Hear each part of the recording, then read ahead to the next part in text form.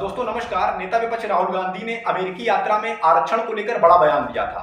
उन्होंने आरक्षण पर खुलकर अपनी बात रख दी थी और उन्होंने साफ कह दिया था कि भाई जब तक इस देश में भेदभाव है, सामाजिक भेदभाव है, तब तक आरक्षण बना रहेगा। जब तक लोगों को उनके हक से वंचित किया जाएगा, जब तक सबको न्याय नहीं मिलेगा, तब तक भाई आरक्षण जो है इसको हम खत्म नहीं करेंगे।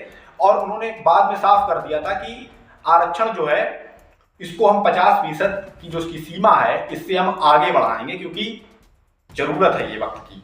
अगर जरूरत लगी तो ऐसा हम करेंगे।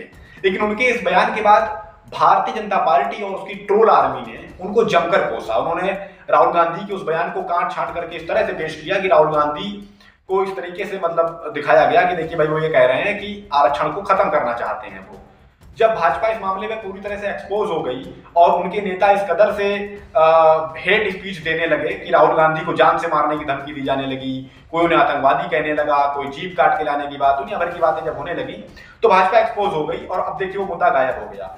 लेकिन इसी बीच भाजपा की ही बी टीम का हिस्सा बनी हुई बसपा सुप्रीमो मायावती जो है वो अभी भी इस मामले पर राहुल गांधी पर बरस रही हैं। राहुल गांधी ने जब से आरक्षण को लेकर अमेरिका में बयान दिया है तब से आए दिन मायावती जी आए दिन ट्विटर पर, एक्स पर जिसे कह सकते हैं, एक्स पर अपने ट्वीट शेयर करती हैं या कभी कोई बाइट देती हैं। बयान देखिए आज उन्होंने दिया है और उसमें वो कहती हैं कि राहुल गांधी जो है आरक्षण को खत्म करना चाहती हैं। उन्होंने अमेरिका में ऐलान कर दिया है। भैया ये काम तो भाजपा की ट्रोल आर्मी का है। उनका तो यही काम है कि भाई काट छांट करके वीडियो को पेश करना इस तरह से कि भाई राहुल गांधी को बदनाम किया जाए, झूठे वीडियो शेयर करना। ये काम मायावती जी क्यों करने लगी? सवाल ये उठ रहा है कि आप दलितों की एक बहुत बड़ी नेत्री मानी जाती हैं, बहुत बड़ी आप राजनीति में आपका बहुत ऊंचा स्थान रहा है एक समय। अब आपका जनाधार बहुत कम हो गया क्योंकि आपने भाजपा की बी टीम के तौर पर जब से काम करना शुरू कर दिया तब से आपका जनाधार घट गया। लोग कब तक नहीं समझेंगे? दलित कब तक आपको मसीहा मानते रहेंगे? भाई जब आप दलितों के साथ उनके मुद्दों पर खड़ी नहीं होंगी, जब उनकी समस्याओं पर आप आवाज नहीं उठाएंगी और आप इस तरह से राहुल गांधी के किसी बयान को काट छांट करके पेश करने लगेंगी और साफ साफ झूठ बोलने लगेंगी कि राहुल गांधी आरक्षण खत्म करने की बात कर रहे हैं, भैया कहां उन्होंने आरक्षण खत्म करने की बात कर दी?